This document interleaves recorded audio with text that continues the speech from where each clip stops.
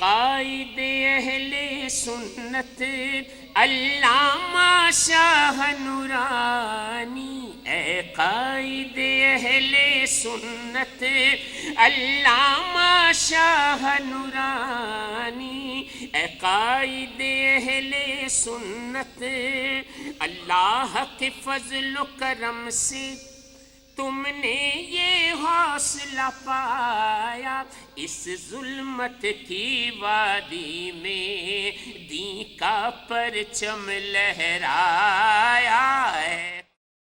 اسلام ادارے خیال فرما رہے تھے، صرف ایک چھوٹی سی بات عرض کروں گا۔ قبلہ شیخ الحدیث حضرت علامہ عرفان شاہ صاحب نے وہ خدمت سے بات کی۔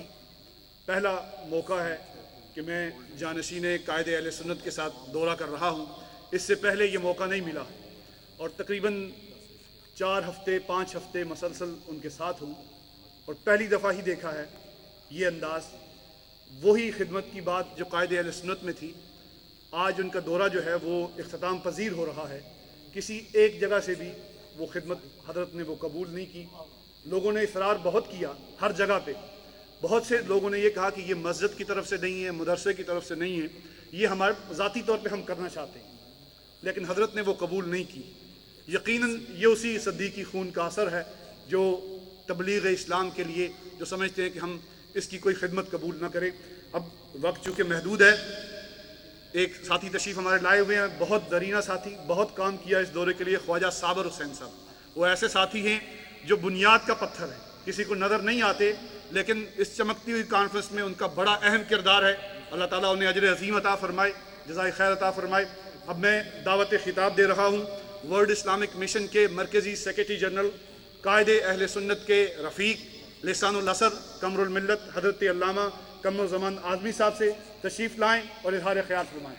نعرہ تکبیر، بھرپور انداز سے نعروں کا جواب دیں۔ نعرہ تکبیر، نعرہ رسالت، علماء اہل سنت۔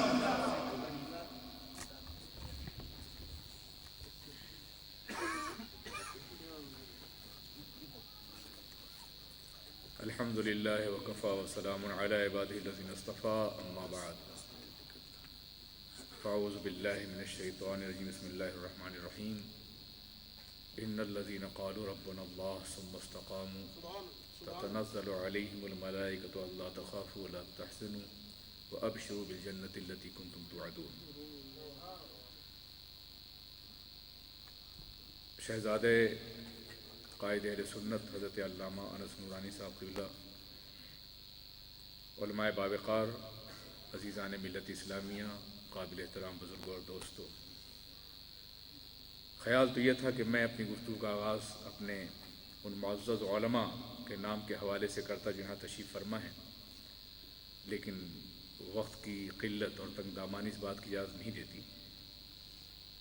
حضور قائد اہل سنت کی شفقتیں، جیسا کہ علامہ شاہد رضا نے فرمایا، ہم لوگوں پہ جتنی تھیں انہیں لفظوں میں بیان کرنے کی طاقت نہیں ہے، اور نہ ہی کم و بیش 32 سال تک دنیا کی تمام عالمی کانفرنسوں میں ہم لوگ ان کے خادم کی حیثیت سے ساتھ رہے، خواہ وہ عراق اور عرب کی کانفرنسیں ہوں، لیبیا کی ہو، امریکہ کی ہوں، کینیڈا کی ہوں، برطانیہ کی ہوں، یورپ کے دوسرے ملکوں کی ہوں۔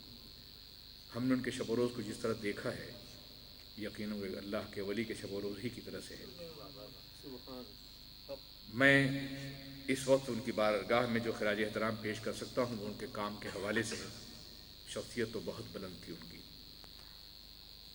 آپ اچھی طرح جانتے ہیں کہ دنیا میں اس وقت جتنے بھی ممالک کرۂ ارض پر ہیں، ان ممالک کی سرحدوں کا تعین یا تو زبان کرتی ہے، یا قومیت کرتی ہے، یا جغرافیہ کرتا ہے۔ دنیا کے ممالک پہاڑوں، دریاؤں، سمندروں کے حوالے سے پہچانے جاتے ہیں، زبانوں کے حوالے سے پہچانے جاتے ہیں، یا قومیتوں کے حوالے سے۔ لیکن اس کرۂ ارض پر ایک ایسا ملک ہے کہ جس کی شناخت اور جس کی پہچان اور جس کی سرحدوں کا تعین قرآن عظیم کے ذریعے سے کیا گیا ہے، اور وہ ملک پاکستان ہے۔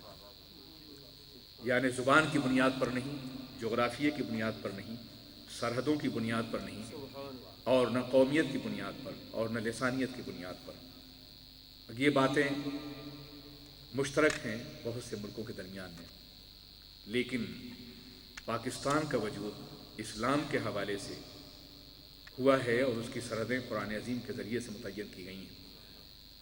اور عجیب المیہ ہے کہ پاکستان بننے کے بعد سے لے کر کے قائد اہل سنت کے منصہ شہود پہ آنے تک منظر سیاست پر کبھی اس بات پر غور نہیں کیا گیا کہ پاکستان کی نظریاتی سرحدوں کے تحفظ کے لیے کوئی باضابطہ قدم اٹھایا جائے۔ بلا شبہ لوگ پاکستان اور اسلام کا نام لیتے رہے، لیکن دستور پاکستان میں اسلام کی باضابطہ تاریخ موجود نہیں تھی اور نہ جمہوریہ اسلامیہ کا کوئی تصور تھا۔ میں عرض کرنا چاہتا ہوں ان کی بے شمار خدمات میں جو ہم انگلیوں پہ شمار نہیں کر سکتے ہیں، جن کے لیے دواوین چاہیے، ان کی بے شمار خدمات میں اگر صرف ایک خدمت یہ ہوتی کہ انہوں نے نظریہ پاکستان کو باضابطہ جمہوریہ پاکستان کے نصاب میں شامل فرمایا تو یہ سب سے بڑی خدمت تھی کہ وہاں کے 14 کروڑ مسلمان صبح قیامت تک اس کے نیچے دبے رہیں گے۔ آج جو بھی تحفظات اور جو بھی باتیں اسلامی نظریے کے حوالے سے کی جا رہی ہیں وہ اسی دستور کی بنیاد پہ کی جا رہی ہیں، اسی نظام کی بنیاد پہ کی جا رہی ہیں۔ پاکستان کو کی جڑوں کو کھوکھلا کرنے والے اور پورے عالم اسلام میں ایک باطل نبوت کی تبلیغ کرنے والے لوگ پاکستان کو باضابطہ طور پہ قادیانی اسٹیٹ کی حیثیت سے متعارف کرا رہے تھے، لیکن اس عظیم ملک میں قائد اہل سنت نے انہیں کافر قرار دے کر کے یقیناً پوری ملت اسلامیہ پر اور دنیا کے 1 ارب مسلمانوں پر عظیم احسان فرمایا ہے۔ عزیزان ملت، آپ یہ کہتے ہیں کہ صرف انہوں نے کافر قرار نہیں دیا بلکہ 50s میں بھی تحریک چلائی گئی، بہت سے لوگ گرفتار ہوئے، ہمارے عظیم قائد علامہ نیازی صاحب کو پھانسی کا حکم بھی دیا گیا۔ تحریک اس وقت سے چل رہی تھی، لیکن تحریک عوامی تحریک اس وقت بنی ہے جب قائد ملت میدان میں آئے ہیں اور انہوں نے یہ قیادت اپنے ہاتھ میں لی ہے۔ یقین مان لیجئے اگر ان کی قیادت نہ ہوتی تو آج بھی قادیانی خود کو مسلمان قرار دیتے اور پاکستان کو قادیانی اسٹیٹ کی حیثیت سے دنیا میں متعارف کرایا جاتا۔ عزیزان ملت، اس کے علاوہ ان کی وہ بے شمار خدمات ہیں جن کا تذکرہ کرنے کے لیے وقت نہیں ہے۔ ہم ان کی روح کو سلام پیش کرتے ہیں اور ان کی عظمتوں کو سلام پیش کرتے ہیں۔ خدا کرے کہ وہ لوگ جو ان کے ساتھ کام کرنے والے تھے وہ متحد اور منظم ہو کر کے ان کی تحریک کو آگے بڑھا سکیں۔ وما علینا الا البلاغ۔ حضرات محترم، آخری خطاب سے پہلے 2 ضروری اعلان سن لیجئے گا۔ 16 جولائی کو جماعت اہل سنت برطانیہ کے زیر اہتمام برمنگھم میں سنی کانفرنس ہو رہی ہے، تمام احباب اس میں وقت نکال کر شرکت کریں۔ 1 جولائی کو اسی مسجد میں مولانا